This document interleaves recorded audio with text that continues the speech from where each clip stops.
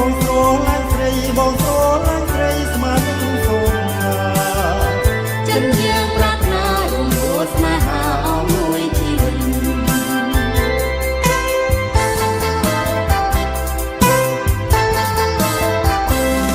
ួយជាតិនេះអូនមិនដែលយល់មិនស្គាល់ឡើយណាសេចក្តីស្នេហាដែលមានខ្លឹមសារចាស់ជាប់ក្នុងចិត្តអូចេះស្រឡាញ់អូចេះស្រឡាញ់អូចេះអាណិតនេះរេស្នេហ៍ពិនមួយជីវិតអូនតែដឹង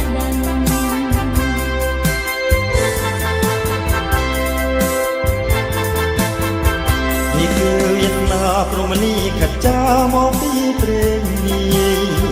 មិនអាចនិយាយថាមាននិស័យបានជួបប្រលឹង